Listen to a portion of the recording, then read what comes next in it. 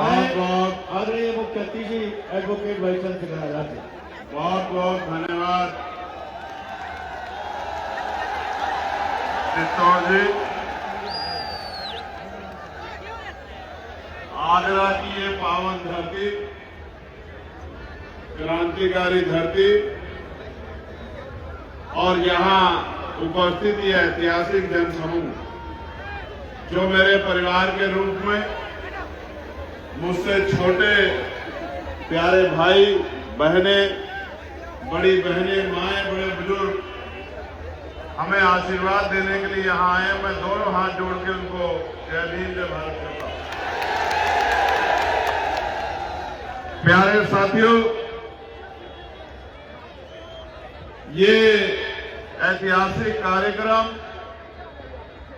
मैं इस पे अपनी बात रखूंगा, लेकिन उससे पहले मैं आप सभी को और इस मंच के माध्यम से जहां जहां तक मेरी आवाज जाएगी देश दुनिया में, मीडिया, सोशल मीडिया, अनेक प्लेटफार्म के जरिए मैं उन तमाम लोगों को जो बाबा साहब भीमराव अम्बेडकर जी में अपनी आस्था, विश्वास और भारतीय संविधान में अपने विश्वास को रखते हैं, बाबा साहब भीमराव अम्बेडकर जी की 135वीं जयंती की हार्दिक बधाई और मंगल कामनाएं भेंट करता हूं और ये प्रार्थना करता हूं महामानव तथागत बुद्ध से और सभी संतों, गुरुओं, महान पुरुषों से कि जब अगली जयंती आएगी अप्रैल में, तो उत्तर प्रदेश का मिजाज आपके बिल्कुल दिल के मिजाज जैसा होना चाहिए, ऐसी प्रार्थना करें। और आप मेरी बात को याद रखना, आगरा का यही मैदान होगा और सब ठीक रहा तो आप और हम सब लोग यहां मौजूद होंगे, लेकिन आपके संघर्षों से, आपके प्यार आशीर्वाद से इस कलम में वो ताकत होगी कि जो आगरा के लोग उस दिन कहेंगे, उस दिन शाम को इसकी घोषणा यहीं से आगरा से हम लोग करके जाएंगे। मेरी बात को आप याद रखें। प्यारे साथियों, मैं धन्यवाद दूंगा हमारी केंद्रीय कमेटी को, श्री करतार सिंह भारतीय जी, श्री धर्मेंद्र सोनी जी, श्री श्याम जरारी जी, श्री ऋषि कुमार जी, श्री राजू वर्मा जी, गजेंद्र पीपल जी, प्रदीप पीपल जी और हमारी जो क्षेत्रीय आयोजन समिति है उनमें अध्यक्ष भाई सुभाष सागर जी, महेंद्र कुमार जी, संजय सिंह जी, अजय राणा जी, सिंधी जुनेजा जी, वीर प्रकाश बंटी जी, राहुल सागर जी, रवि शंकर जी, प्रताप जी, राजा बाबू जी, जिन लोगों ने भीमनगरी 2026 का मंच क्या शानदार बनाया है, सम्राट अशोक के महल के उदाहरण के तौर पे मैं इनको बहुत बहुत बधाई देता हूं। मेरे साथ चल के आए भाई सुनील कुमार चित्तौड़ जी, निमेश जी, सौरभ जी, शख साहब और तमाम साथी। अब मैं आग्रह करूंगा अपने सभी साथियों के, अगर वो अपना स्थान ले लेंगे तो वो भी मेरी बात को आसानी से सुन पाएंगे। अगर वो मेरे आसपास खड़े रहेंगे तो फिर वो मेरी बात को सुन नहीं पाएंगे। जब वो जाके बैठ जाएंगे तब फिर वो मेरी बात को बहुत शानदार तरीके से सुन पाएंगे। और मैं आपको विश्वास दिलाता हूं कि आज का आपको मेरी सारी बातें याद रहेंगी जब ये कार्यक्रम मेरा भाषण खत्म होगा।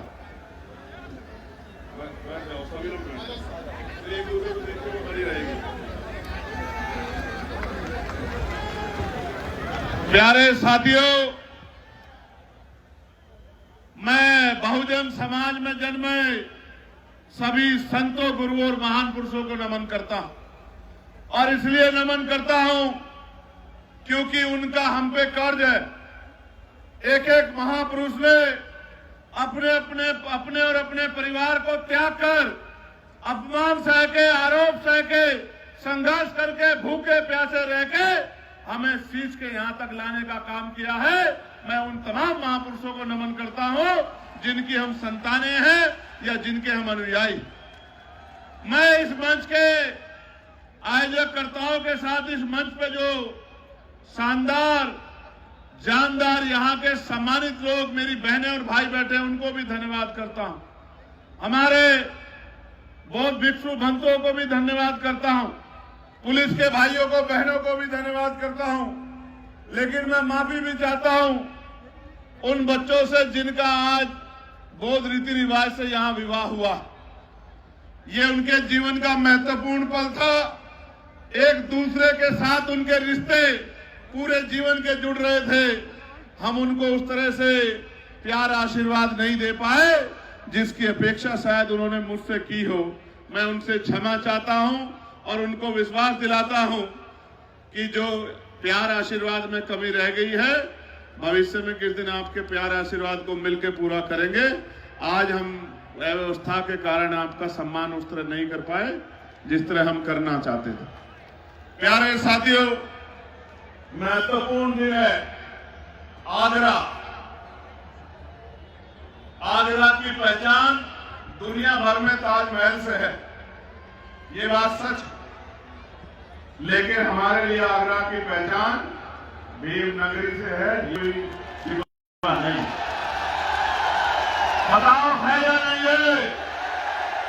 1956 में चले गए बाबा साहब और 57 में पहली बार यहां शोभा यात्रा निकली। ये आगरा का बल है, ये आगरा की शक्ति है, आगरा का कमिटमेंट।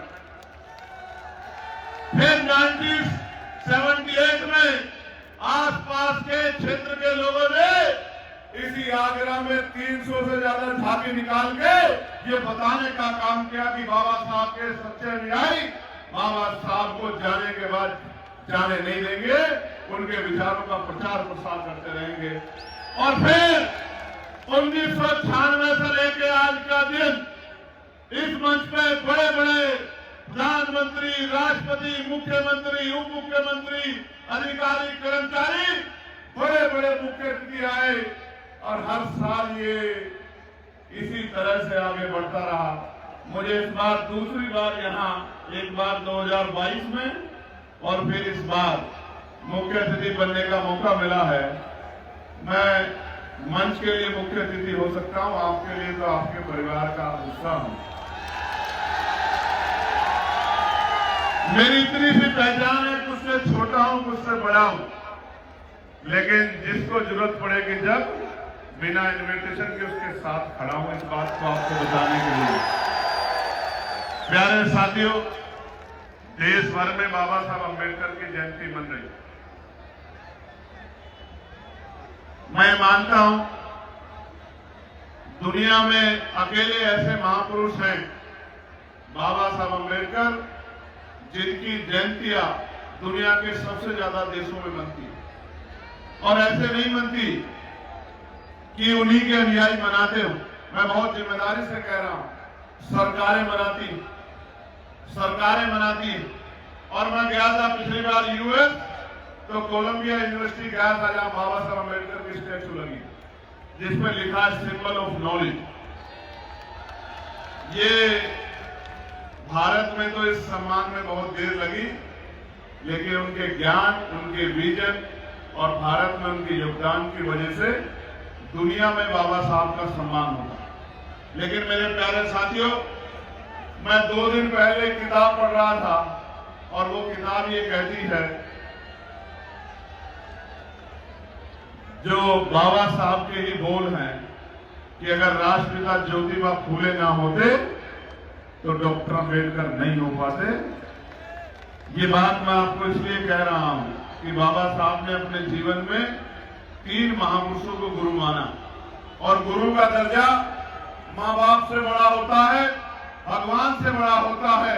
पहले थे महामानव तथागत बुद्ध, दूसरे थे गुरु कबीर और तीसरे थे राष्ट्रपिता ज्योतिबा फूले।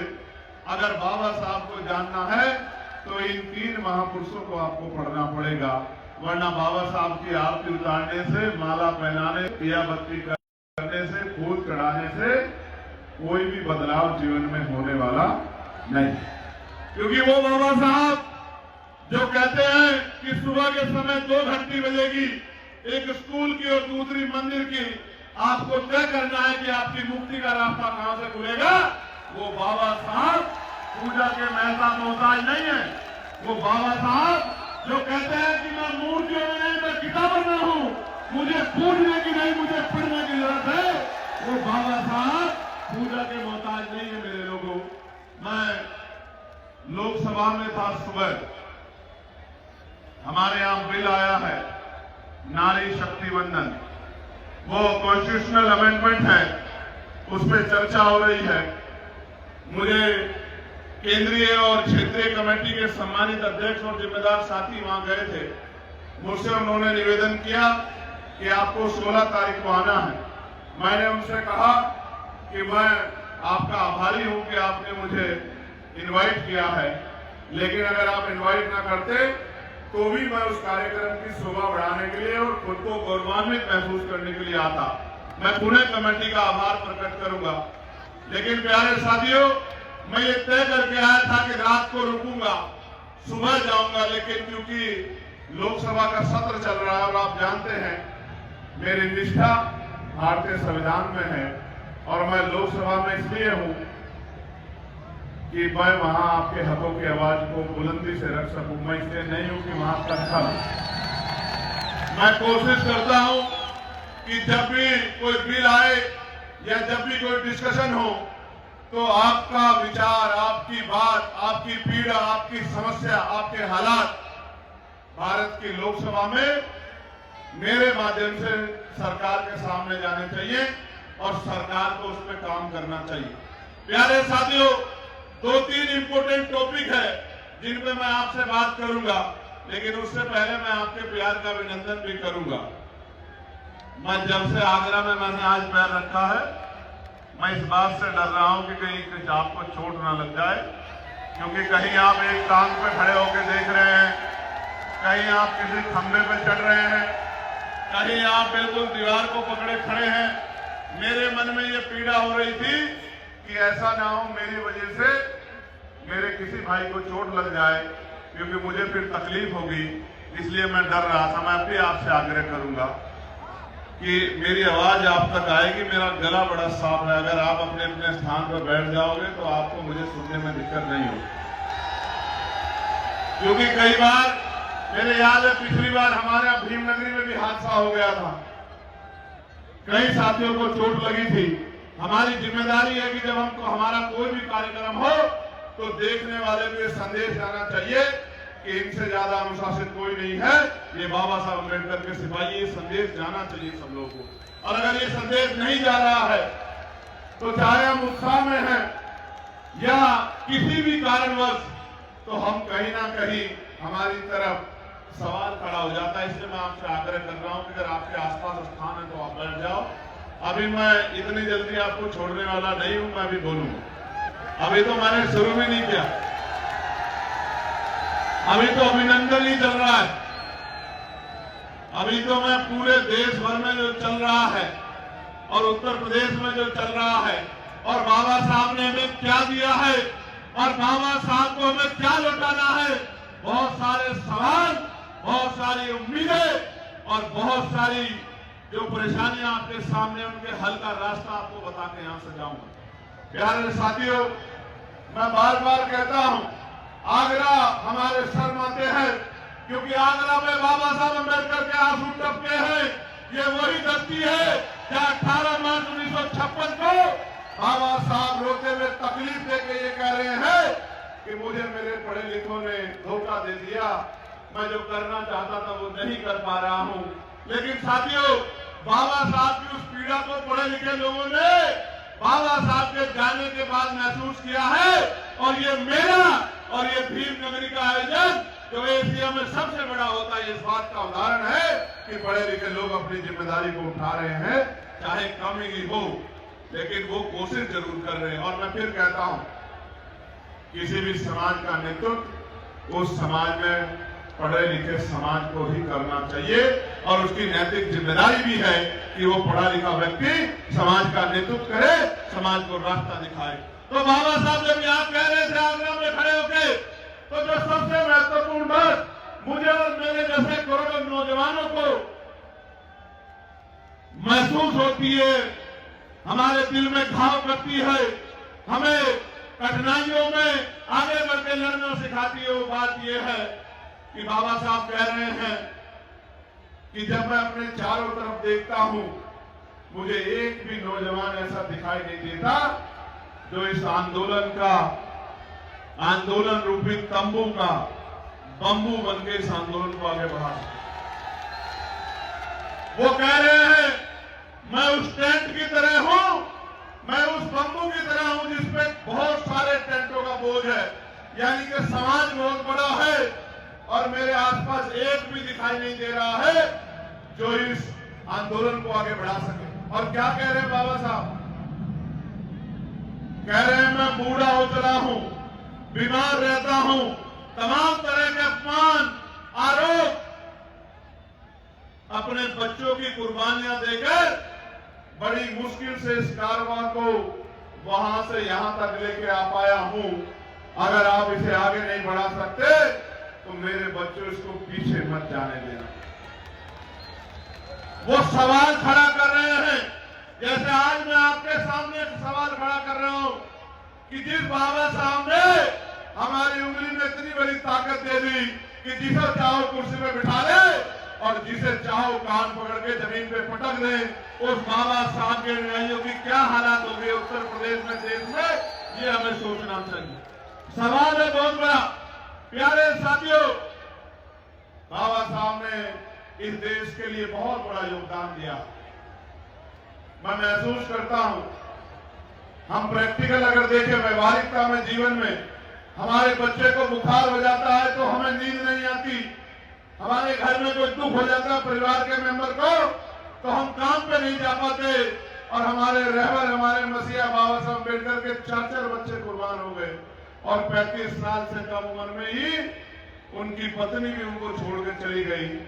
लेकिन बाबा साहब ने आपको नहीं छोड़ा मेरे लोगों, हमें नहीं छोड़ा मेरे लोगों। बाबा साहब हमारे लिए लड़ना नहीं छोड़ा, हमारे लिए संघर्ष करना नहीं छोड़ा, हमारे लिए त्याग करना नहीं छोड़ा, हमारे आंसू पूछने में कोई कमी नहीं छोड़ी।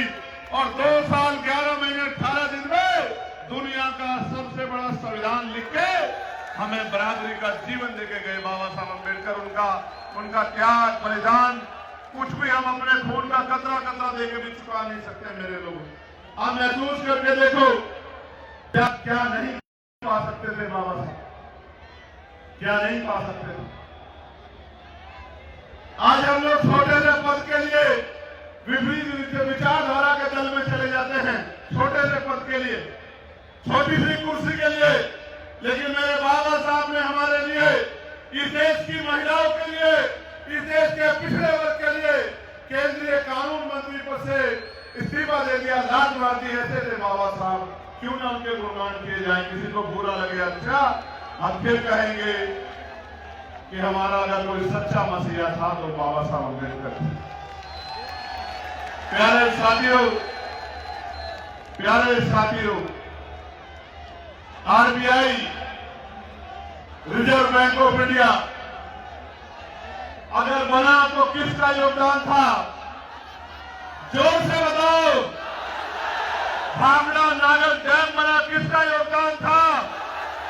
मजदूरों को 8 घंटे का काम 12 घंटे से घटा के 8 घंटे का काम देना, किसका योगदान था? महिलाओं को पैर की जूती समझा जाता था, महिलाओं को सरकार ताज बनाया, किसका योगदान था? मेरे लोगों, बहनों को जब वो उस दौर से गुजरनी होती है कि उनको आराम की जरूरत होती है, मैटरनिटी लीव की जरूरत होती है, मासिक जो है, जब वो डिलीवरी का समय आता है उनको 6 महीने का अवकाश मिलना चाहिए। ये व्यवस्था किसने करा के दी मेरे लोगों?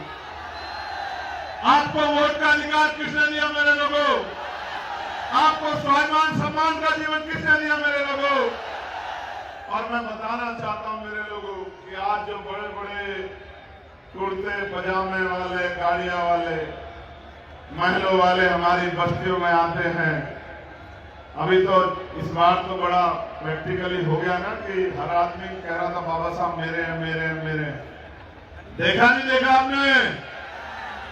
सरकार कह रही मेरे हैं, विपक्ष कह रहा मेरे हैं, वो एक दिन कह रहे हैं, मैं 365 दिन कह रहा हूं कि बाबा साहब सबके हैं, हर कमजोर के बाबा साहब हैं, हर मजबूर के बाबा साहब हैं, हर मजबूर के बाबा साहब हैं। और बाबा साहब इस देश की धरोहर है मेरे लोग। मैं बस कुछ किस्से आपके सामने रखना चाहता हूं। प्यारे साथियों, बाबा साहब पढ़ रहे थे यूनिवर्सिटी में। उस यूनिवर्सिटी की दीवारों पे दुनिया के महान विद्वानों ने बड़ी बड़ी बातें लिखी थी, बड़े बड़े स्लोगन लिखे थे। एक स्लोगन ये भी था कि मनुष्य पैदा होता है और मनुष्य मर जाता है, महापुरुष पैदा होते हैं और महापुरुष कभी नहीं मरते।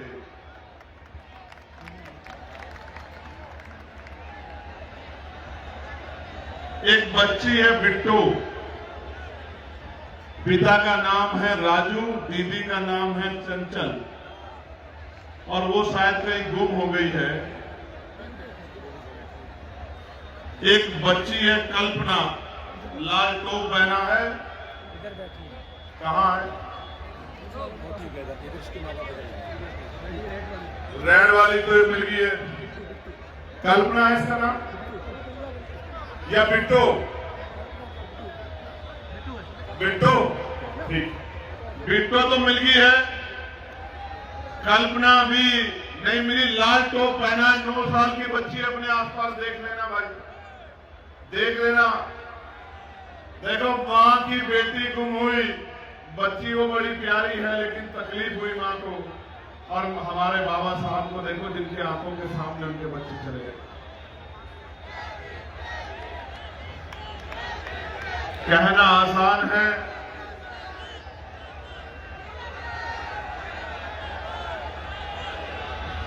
कहना आसान है, निभाना मुश्किल है।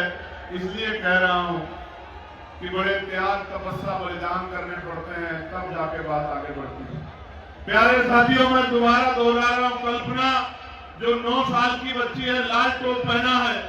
मैं इसलिए आपसे आग्रह कर रहा था कि अगर आप बैठ जाओगे तो ऐसी परेशानी नहीं खड़ी होगी और बीच में मुझे अपनी बात नहीं रोकनी पड़ेगी, इसलिए मैं आपसे आग्रह कर रहा था। देखो, अगर आसपास है तो पहले उसी को खोज दो, फिर मैं आपसे अपनी दिल की बात कहूंगा। मन की बात तो प्रधानमंत्री जी कह ही रहे।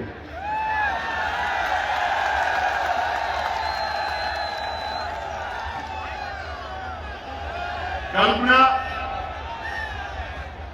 कल्पना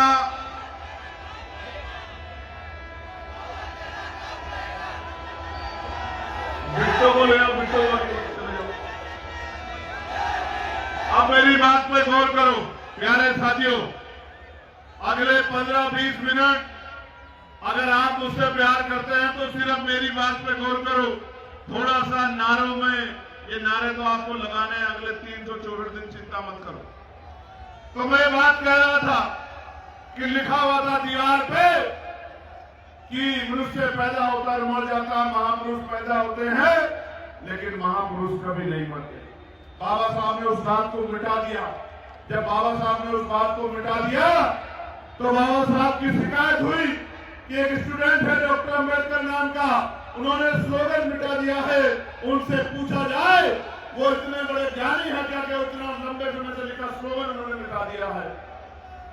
बाबा साहब को नोटिस जारी हुआ, बाबा साहब को अपनी बात रखने के लिए बुलाया गया। बाबा साहब ने अपनी बात रखी और क्या कहा, मेरी बात को गौर से सुनना। बाबा साहब ने कहा कि ये बात सच है कि मनुष्य पैदा होता है और मनुष्य मर जाता है, लेकिन ये जो लिखा गया है कि महापुरुष पैदा होते हैं और महापुरुष मर जाते हैं, मैं इससे सहमत नहीं हूं।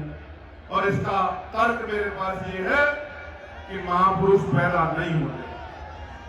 पैदा एक बच्चा होता है, अपने पूरे जीवन में जो वो संघर्ष करता है, समाज की तरक्की में जो योगदान देता है, अपमान, आरोप, अन्याय सहकर लगातार जो समाज के लिए करता है, उसके जाने के बाद समाज ये निर्णय लेता है कि वो हमारा महापुरुष था या कोई बहरूपिया।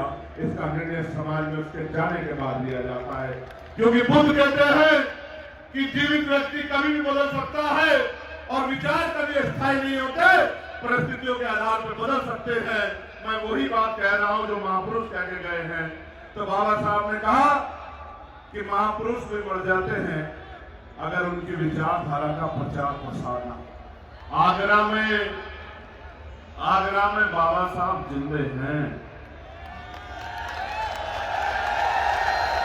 आगरा में बाबा साहब जिंदे हैं क्योंकि बाबा साहब ने कहा था, मुझे मेरे जाने के बाद मरा हुआ मत समझना, जब तक भारतीय संविधान जिंदा है मैं जिंदा। और आगरा का ये सैलाब, ये सांस्कृतिक कार्यक्रम, ये विरासत, ये धरोहर, इस बात का ऐलान है हम सब लोगों के लिए कि बाबा साहब आगरा में जिंदा हैं। और उन बाबा साहब को हमें पूरे उत्तर प्रदेश में, फिर पूरे देश में जिंदा करना है और उनके सपनों को पूरा करना है। जिस ये कर दिया उस दिन हर जिला आगरा होगा। मेरी बात को आप याद रखें। प्यारे साथियों, बाबा साहब ने क्या दिया, उसके लिए ये बात अगर आप नहीं जानोगे तो समझ नहीं पाओगे। 1919 से पहले इस देश में मुट्ठी भर लोग वोट करते थे, मुट्ठी भर। उसके बाद सिफारिशें आई, मोन्टेगो चेन सुधार समिति बनी और सिफारिश आई कि जो वोट का अधिकार है उसमें विस्तार होना चाहिए। वोट किसको मिले? जो व्यापारी है, जो जमींदार है, लगान देता है, जो बहुत पढ़ा लिखा है, जो नौकरी करता है, जिसके उद्योग धंधे हैं, जो लगान देता है, उनको वोट का अधिकार मिलना चाहिए।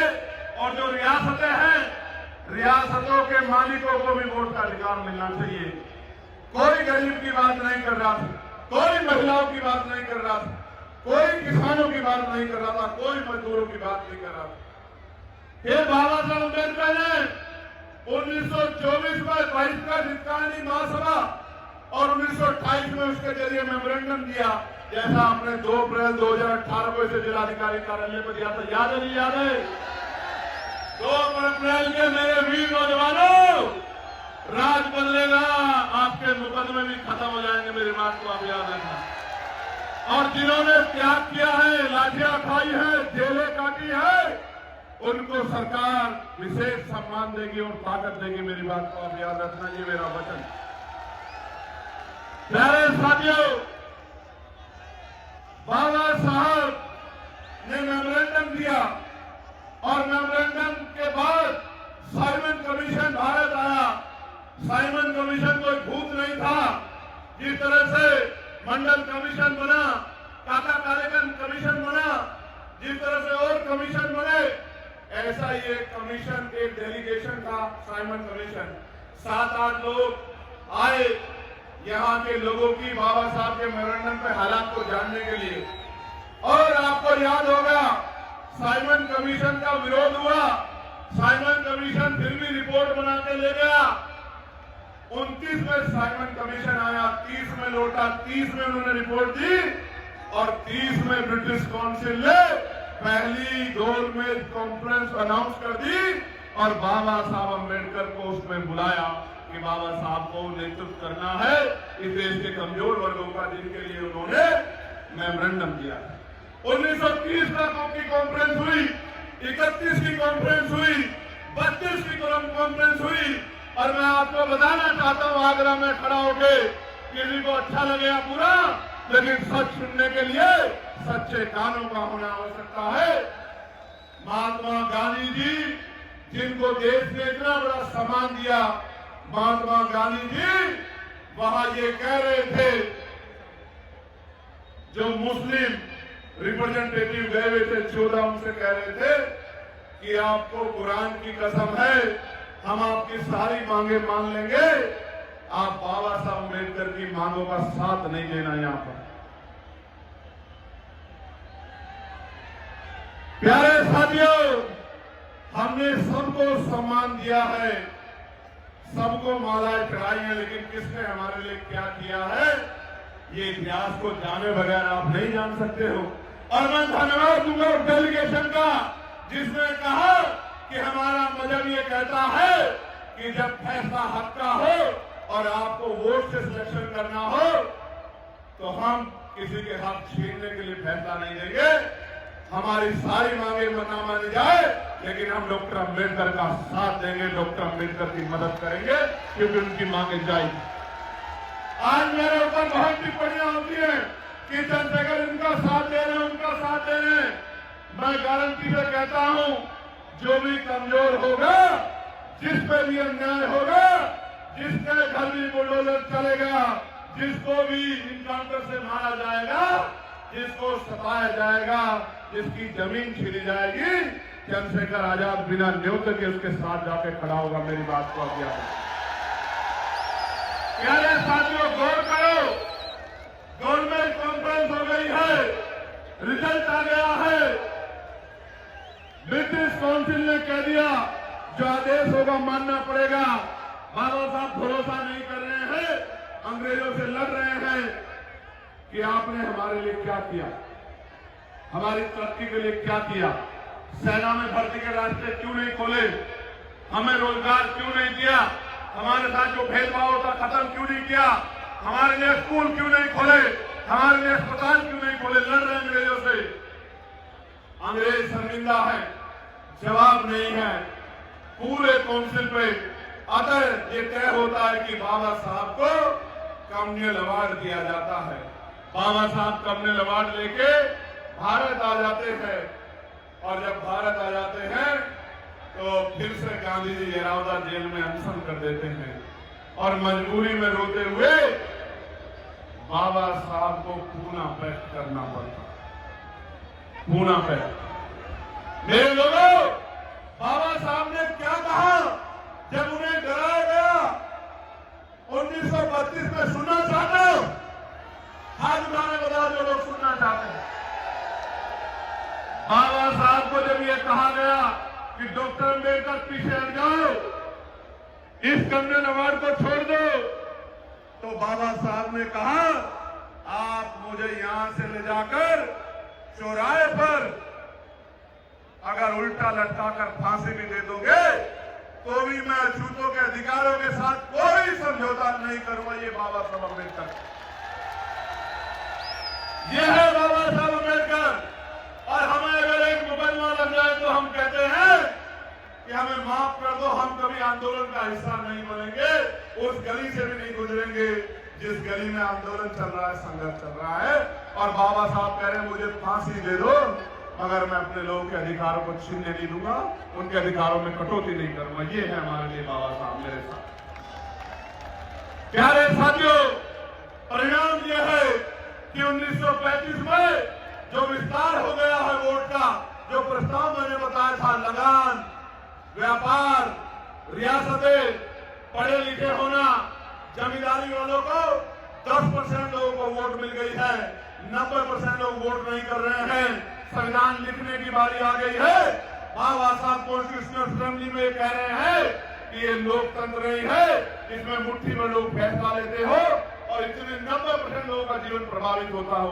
बाबा साहब ने क्या कहा कि जब हर व्यक्ति वोट देगा, समझदार व्यक्ति, तभी लोकतंत्र होगा और आपको जान का अचरज होगा। मेरी बात को नोट कर लो, अखबारों में छपवा दो, टीवी पे चलवा दो, कहीं सर्च कर लो, आपको जान के अचरज होगा कि कोई महिलाओं की बात नहीं कर रहा, कोई मजदूरों की बात नहीं कर रहा है। और 1935 के एक्ट में भी, जिसको मिनी कॉन्स्टिट्यूशन कहा जाता था, 1935, एक भी महिला वोट नहीं करती है।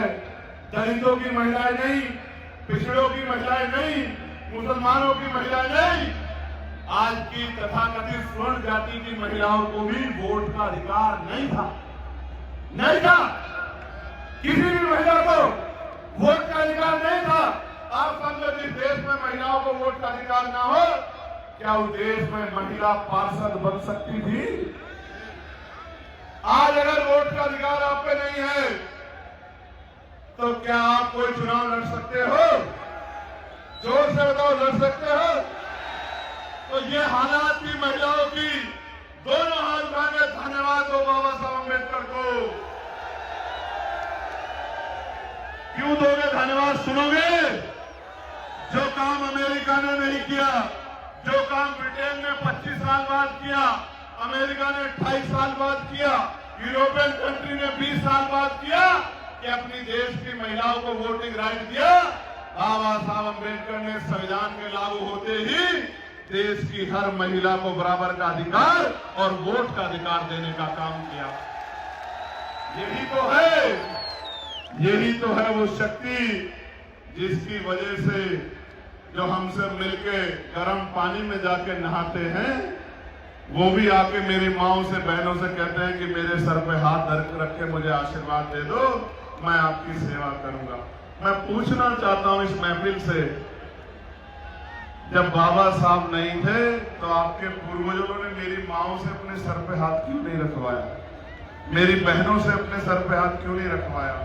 मेरी बुजुर्गों से जिनकी पगड़ी उछा ली गई उनसे सर पे हाथ क्यों नहीं रखवा पाया? क्यों नहीं रखवा पाया आप लोग? क्योंकि तब मेरी उंगली में वो ताकत नहीं थी, मेरे लोगों की उंगली में वो ताकत नहीं थी। आज हमारे लोगों की उंगली में वो ताकत है कि प्रदेश के मुख्यमंत्री हो या उप मुख्यमंत्री, देश के प्रधानमंत्री हो या गृह मंत्री, सलाम तो आपको बाबा साहब को करना पड़ेगा। आज जब नारी वंदन आया है तो सत्ता के लोग बोले, विपक्ष के उठकर कहते हैं, मैं गौरवान्वित हो जाता हूं, उठकर कहते हैं कि ये प्रयास बाबा साहब अम्बेडकर का था। बाबा साहब अम्बेडकर को धन्यवाद करते हैं। प्यारे साथियों, ये दिया है बाबा साहब अम्बेडकर ने हमें। प्यारे साथियों, बाबा साहब ने तो बहुत कुछ दिया और उफ नहीं की, कुछ लेकर नहीं गए हमसे, जमीन नहीं ली, पैसा नहीं लिया, रोजगार नहीं लिया, अपने बच्चों के लिए कुछ नहीं मांगा, लेकिन आप उम्मीद करके गए थे कि जिनको हजारों साल कुर्सियों पर बैठने नहीं दिया गया, जिनको आत्मसम्मान का जीवन नहीं मिला, जिनको स्वाभिमान का जीवन नहीं मिला, जिनको अधिकार नहीं मिले, वो मेरे लोग किसी की बातों में आके गुमराह नहीं होंगे। वो आने वाले कल में पढ़ेंगे, लिखेंगे और भाईचारा बनाकर अपनी शक्ति बना लेंगे। लेकिन आप लोगों ने उनकी बात को पूरी तरह से नहीं माना। उन्होंने हमें वर्ग बनाया, शेड्यूल कास्ट, उन्होंने हमें ओबीसी बनाया, अन्य पिछड़ा वर्ग, लेकिन आज भी हम जातियों को सर पे रख के डोल रहे हैं। हम ये भी कहते हैं कि जातियां हमारे महापुरुषों ने नहीं बनाई, लेकिन हम ये भी कहते हैं कि हमारे रिश्ते, नाते, परिवार सब हमारी जाति में होंगे। इसका मतलब कहीं ना कहीं हम अपने महापुरुषों को धोखा दे रहे हैं। प्यारे साथियों, मैं आपको कहना चाहता हूं, हर एक कमजोर हमारा भाई है, चाहे अनुसूचित जाति का हो, अनुसूचित जनजाति का, अन्य पिछड़े वर्ग का हो या अल्पसंख्यक हो या संविधान को मानने वाला, हर एक वो व्यक्ति जो संविधान में आस्था रखता, किसी भी जाति धर्म का हो, वो हमारा भाई है। हम उसके साथ कंधे से कंधा मिला के खड़े हैं, क्योंकि हम मानवता के पुजारी हैं, हम अम्बेडकरवादी हैं, अल्पसंख्यकवादी हैं, मानवतावादी हैं, बहुजनवादी हैं। हम कमजोरों के पहरेदार हैं, हम मजबूरों के सबसे बड़े सिपह सलाहकार हैं। इसलिए मैं आपको कहना चाहता हूं कि बाबा साहब को बड़ी उम्मीद थी आपसे कि आप, मैं आगरा की बात करता हूं मेरे लोगों, चारों तरफ अंधेरा दिखाई देता है, चाहे मेयर हो, चाहे विधानसभा हो, चाहे लोकसभा हो, चाहे जिला पंचायत अध्यक्ष हो, चारों तरफ अंधेरा दिखा। कौन जिम्मेदार है? कौन जिम्मेदार है? किसने आपकी उंगली पकड़ी है? कौन आपको गुमराह कर रहा है? आप रोटी खाते हैं, अच्छे बुरे को समझ सकते हैं। अभी यूजीसी की गाइडलाइन आई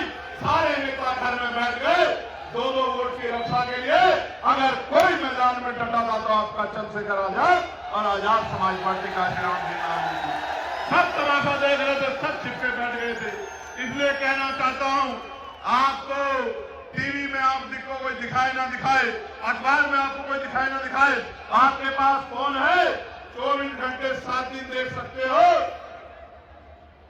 कि कौन लड़ रहा है, कौन समझौता कर रहा है, कौन मार खा रहा है, किसकी हड्डियां तोड़ी जा रही है, कौन जेल में जा रहा है, कौन आपके लिए आंख से आंख में आके लड़ रहा है, कौन सवाल कर रहा है, बिजली के लिए कौन सवाल पूछ रहा है, किसानों के लिए कौन सवाल पूछ रहा है, मजदूरों के लिए कौन सवाल पूछ रहा है, महिलाओं की रक्षा के लिए कौन सवाल पूछ रहा है, बच्चियों के अस्तित्व को जो लूटा जा रहा है देश में उनके लिए कौन लड़ रहा है। आप अगर सवाल ढूंढोगे तो जवाब खुद ब खुद मिल जाएगा। और जवाब यह है कि अगर कोई है तो वो आपका अपना बेटा, अपना भाई, अपना दोस्त, आपके अपने घर का सिपाही है। बाकी सब लोग तमाश नहीं मरे हुए। क्या हुआ लखीमपुर खीरी में? क्या हुआ लखीमपुर खीरी में? बाबा साहब की जयंती का कार्यक्रम था। क्या हुआ लखीमपुर खीरी में कि लाठियां चली, महिलाओं को पीटा गया, बड़े बुजुर्गों को पीटा गया, नौजवानों को पीटा गया, कितने ही नौजवान जेल भेज दिए गए। प्रशासन के लोग, पुलिस के लोग सरकार के दबाव में दंडित कर रहे हैं लोगों को। रात को घरों में बिजली काट के पुलिस जा रही है, मारपीट हो रही है, बहनें रो रही हैं, इंतजार कर रही हैं और सरकार से न्याय नहीं मांग रही। कह रहे हैं कि चंद्रशेखर भाई आके मदद करा दो क्योंकि यहाँ हमारे जीवन को खतरा। भय का माहौल बन गया, भय का माहौल, भय का माहौल। मैंने आज ही आग्रह किया है बड़े अधिकारियों से, डीजीपी, चीफ सेक्रेटरी से, एसीएस होम से कि संज्ञान ले क्योंकि हम अपने लोगों पर लाठी नहीं सहेंगे। ये बात मैं प्रशासन को, सरकार को बताना। क्या हुआ? क्या हुआ नोएडा में मजदूरों के साथ? मैंने एक वीडियो देखी, एक बच्ची को पीट रहे हैं। मैं पुलिस का सबसे बड़ा मददगार हूं, मैं साबित करके दिखाऊंगा। पुलिस के लोग पीट रहे हैं, लात मार रहे हैं बच्चियों को, डंडा मार रहे हैं, थप्पड़ मार रहे हैं, मुक्के मार रहे हैं और दूसरी तरफ सरकार नारी वंदन का ढोंग रच रही है। ये है उत्तर प्रदेश की डबल इंजन की सरकार का। क्या हुआ? मेरा गला नहीं सूखेगा, मेरा गला नहीं सूखेगा। मैं सच कहूंगा और सच ये है कि मजदूर अपना हक मांग रहे थे। आज कोई आगरा से जाके नौकरी कर रहा है, कोई लखनऊ से, कोई बिहार से, कोई कर्नाटक से, कोई महाराष्ट्र से, कोई हरियाणा से, कोई पंजाब से, कोई झारखंड से, बिहार से। आज वो आया था यहाँ कमाने के लिए, आपने उठा के जेल में बंद कर दिया। उसके बच्चे भूख से तड़प रहे हैं, इलाज की कमी कारण दवाई के लिए तड़प रहे हैं, 4 पैसों के लिए तड़प रहे हैं। आपने आंख बंद कर ली है व्यापारियों को खुश करने के लिए, आप उन पर डंडा चला के उनको जेल में बंद कर। ये है आपका न्याय। आगरा में क्या हुआ? आगरा में क्या हुआ? मैंने पुलिस की बात सुनी। पुलिस के अधिकारियों ने कहा कि कोई उपद्रव नहीं हुआ, कोई अपमान नहीं हुआ, कोई घटना नहीं हुई। पुलिस के अधिकारियों ने कहा आप झूठे हो अगर मैं झूठ बोल रहा हूं। लेकिन फिर भी आपने सत्ता के आगे कमजोर पड़ के मुकदमा दर्ज कर दिया। आप सत्ता से कमजोर पड़ गए। ये मेरी वर्दी वाले बहादुर शेरों, मैं आपके लिए पार्लियामेंट में लड़ता हूं कि इंडियन पुलिस एक्ट में बदलाव होना चाहिए। हमारे पुलिस के नौजवानों की 8 घंटे की, भाई बहनों की 8 घंटे की ड्यूटी होनी चाहिए। सप्ताह में 1 दिन छुट्टी मिलनी चाहिए। उनकी वेतन विषमता दूर होनी चाहिए। उनको बॉर्डर स्कीम खत्म करके होम डिस्ट्रिक्ट के बराबर में उनको नौकरी करने का अवसर देना चाहिए। मैं तो आपके लिए लड़ रहा हूं, लेकिन आप क्या कर रहे हो? पुलिस को देख के गरीब से गरीब, कमजोर से कमजोर व्यक्ति जिसकी जान को खतरा है, अपने अंदर ताकत भर जाती है अशोक की लाट देख के कि मेरा रक्षक खड़ा है। अगर उसी पुलिस से भय पैदा हो जाए तो फिर कहां की न्याय व्यवस्था? आप मेरी बात को सुनिए और समझिए। प्यारे मेरे साथियों, अभी मुझे बताया गया कि भाई यहाँ की महानगर पालिका ने, महानगर ये नगर निगम ने जानबूझ के छोटे और मध्यम जूता कारखानों को बर्बाद करने के लिए एक तानाशाही तुगलकी फरमान सुना दिया है, जिसमें 25 से अधिक मजदूरों के कारखानों को टैक्स लगा दिया गया है। अगर 25-30 मजदूर हैं तो 1,000 रुपए टैक्स, अगर उससे ज्यादा है तो 5,000 रुपए टैक्स, उससे ज्यादा है तो 10,000 रुपए टैक्स। पूरी सरकार आपकी ये ट्रिपल इंजन है। केंद्र की सरकार को हम लोग टैक्स देंगे, toll tax, cess, VAT, GST. राज्य सरकार को हम लोग टैक्स देंगे बिजली पे, पानी पे, सड़क पे और तमाम तरह के टैक्स। और अब नगर निगम भी हमारे व्यापारियों को लूटने काम करेगा। मैं सरकार के मंच के माध्यम से सरकार को और नगर निगम को ये कहना चाहता हूं कि अपना कुदरती सम्मान वापस दे दे, वरना इसके लिए जो आंदोलन होगा उसका नेतृत्व चंद्रशेखर आजाद करेगा, समझ नहीं पाएगा हम लोग। और इसको धमकी मत समझना, ये मेरा आग्रह है आपसे, क्योंकि आंदोलन में मुकाबला करने की हिम्मत नहीं जुटा पाओगे। नगर निगम वालों, मेरी बात को याद रखना। एक बात और कहता हूं, ये नगर निगम वालों को, ये आपको इतनी संख्या है आपकी, एक नगर निगम का मेयर नहीं 2 बना सकते हो, लेकिन इकट्ठे नहीं होते छोटे छोटे स्वार्थ पे, और नगर निगम का मेयर बन जाता है उधर, और फिर कहते हो कि नगर निगम हमारा खून चूस रहा है। जब बटन दबाने की बारी आती है तो दिमाग में जाति, धर्म, दोष, ये वो पता नहीं क्या क्या आ जाता है, और जब मार पड़ती है तो फिर आंदोलन याद आता है। आपको मुझे समझना पड़ेगा मेरे को। मुझे तो आप बुलाओ ना बुलाओ, जूता व्यापारियों के टैक्स का मामला था, मैंने पार्लियामेंट में उठाया। आशा आंगनबाड़ी बहनों का, भोजन माताओं का, पंचायत सहायकों का, रोजगार सेवकों का, पीआरडी के जवानों का, होमगार्ड भाइयों बहनों का मैंने लोकसभा में उठाया। अनुदेशकों का, शिक्षक मित्रों का मैंने लोकसभा में मामला उठाया कि वेतन वृद्धि हो, और जब हमें मौका मिलेगा हम करेंगे। लेकिन मैं आपको भी कह रहा हूं, बाबा साहब जो काम अधूरा छोड़ गए, उन्होंने कहा political power is the master key, is the master key. By you can open an each door of your success. मैं आपसे पूछना चाहता हूं, बाबा साहब कह रहे हैं कि राजनीतिक सत्ता वो चाबी है जिससे आप अपनी सारी समस्याओं का हल कर सकते हो। तो भाई आप राजकाज क्यों नहीं बनाते? आपका उंगली कौन पकड़ता है? कोई पकड़ सकता है क्या उत्तर प्रदेश में आपकी उंगली? वो दिन चले गए जब बूथ कैप्चर होते थे, वो दिन चले गए, वो दिन चले गए जब एक लाठी से पूरा गांव हाँक लिया जाता था। आज तो बहुजन समाज के लोग लाठी का जवाब लाठी से देना जानते हैं। इसलिए मैं पूछना चाहता हूं कि आपको किसने रोका है? आप भी तो पॉलिटिकल पावर बना सकते हो। अगर आप पॉलिटिकल पावर बना लोगे किसी भी रूप में, तो आपकी बहुत सारी समस्याओं का हल हो जाएगा। मेरे लोगों, अच्छी शिक्षा के लिए 15-20 हजार रुपए खर्च करने पड़ते हैं, अच्छे इलाज के लिए 5-4 हजार रुपए खर्च करने पड़ते हैं, जबकि संविधान गारंटी देता है कि रोटी, कपड़ा, मकान और आरटीई, राइट टू एजुकेशन, शिक्षा और अच्छे स्वास्थ्य सेवाएं हर व्यक्ति का अधिकार है। ये गारंटी बाबा साहब का संविधान देता है। मैं जो बोल रहा हूं इसका अधिकार संविधान देता है।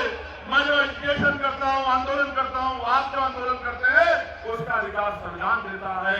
मुझे लोकसभा में आरक्षण का अधिकार, विधानसभा में आरक्षण का अधिकार, पंचायत चुनाव में, लोकल बॉडी में आरक्षण का अधिकार ये संविधान देता है।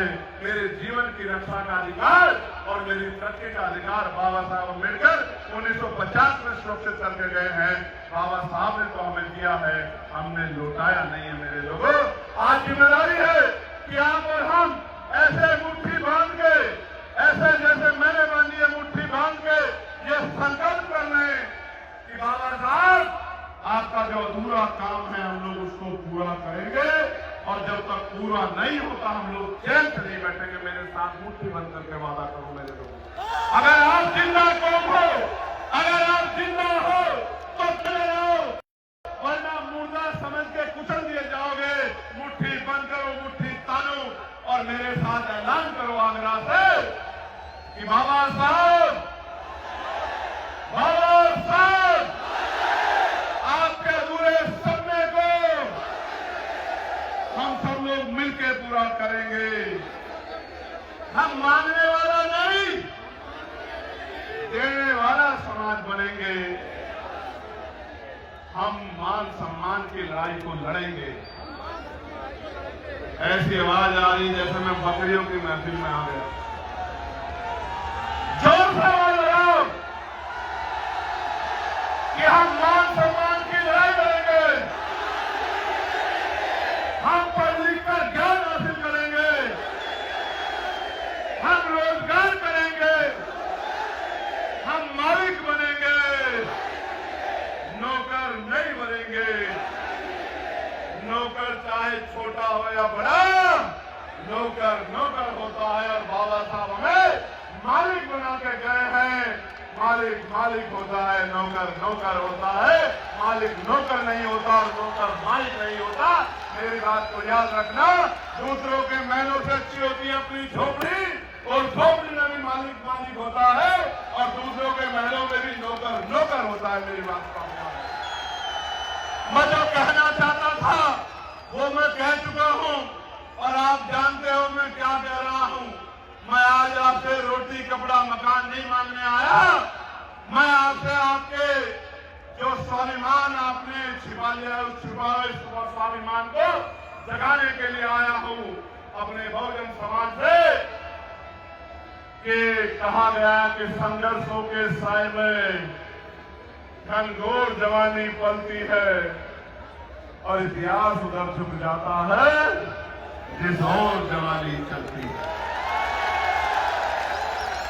आदरणीय, ये कहा गया है कि नौजवान जब अंगड़ाई लेता है तो इनकलाब आता है, और नौजवान जिस दिन कोई चीज ठान लेता है तो उसको पूरा करके छोड़ता है।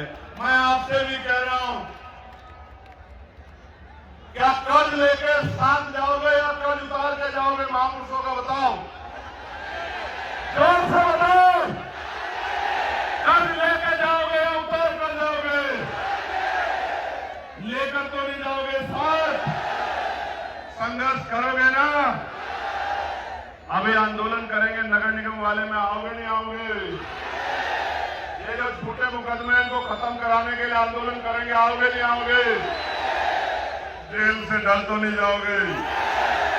मुकदमों से डर तो नहीं जाओगे? मान्यवर, मैं आज आपको कह रहा हूं आगरा की धरती से, नौजवानों को कोई कम ना आके, इस देश की आजादी में नौजवानों का खून शामिल है। करतार सिंह सराभा 19 साल के थे। शहीद आजम सरदार भगत सिंह 23 साल के थे। मातृभूमि की रक्षा के लिए हंसते हंसते फांसी का फंदा चूम लिया। उप नहीं कहा नौजवान अगर कुछ ठान लेगा तो निजाम बदल के ही पीछे हटेगा। विजय या वीर गति इसके बाद इससे पहले पीछे नहीं आ जाएगा, क्योंकि जिनके बाल काले हैं वो समझौते नहीं करते हैं। बताओ मदद करोगे नहीं करोगे? अपने अपने स्थान पे ऐसे खड़े जाओ, दोनों हाथ करके। मोबाइल की टॉर्च ऑन कर लो, दिखना चाहिए हमारा आदमी कहां तक खड़ा है। मैं इतना पसीना पूछ लूं, इतना टॉर्च ऑन कर लो।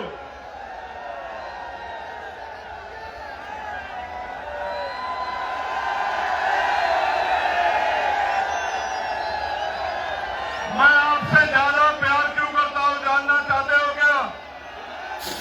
लोग पैसा देते हैं, गाड़ी देते हैं, मिठाई देते हैं, शराब पिलाते हैं, तो भी कुर्सी नहीं भर पाती। और आप लोग प्यार बांटने के लिए कहां कहां से अपना काम छोड़ के आते हो। इसलिए मेरे खून का कतरा कतरा भी आपका एहसानमंद है, और उसको मैं चुकाने का काम करूंगा इसी जीवन में। इसलिए आपसे मेरा प्यार ज्यादा है। जितना प्यार आपने मुझे दिया है, शायद इस उम्र में हमसे पहले के हमारे संघर्षशील हमारे महान पुरुषों को नहीं मिला। लेकिन मैं ये विश्वास से कहता हूं इस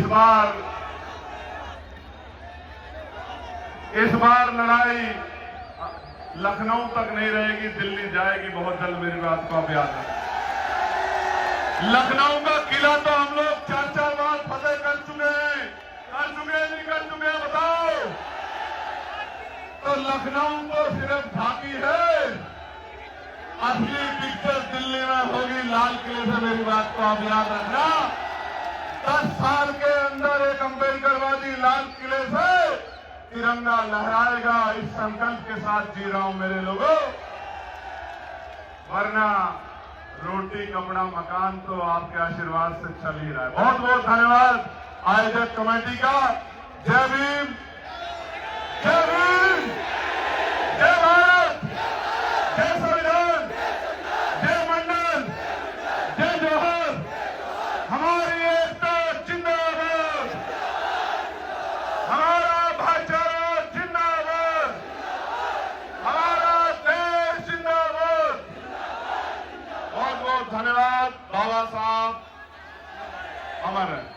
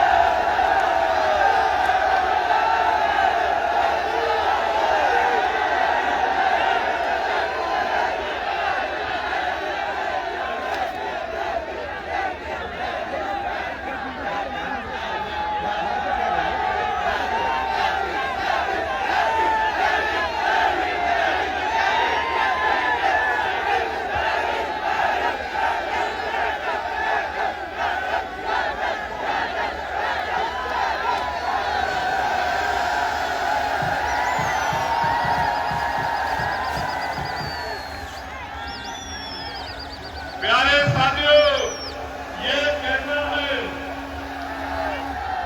ये मंच कैसा है बताओ? और इस मंच पे तिरंगे के साथ पंचशील कैसा लग रहा है बताओ? मजा उस दिन आएगा जिस दिन आपके घर भी ऐसे होंगे। मेरी बात को अब याद रखना। एक सवेरा निकलेगा जब आप संघर्ष करके जाओगे, आपके हिस्से में भी अधिकार आएंगे और झोपड़ी वाले जो गरीब हैं, कमजोर हैं, वो भी सम्मान का जीवन प्राप्त करेंगे। ऐसी लड़ाई हम लोग करेंगे। बहुत बहुत धन्यवाद।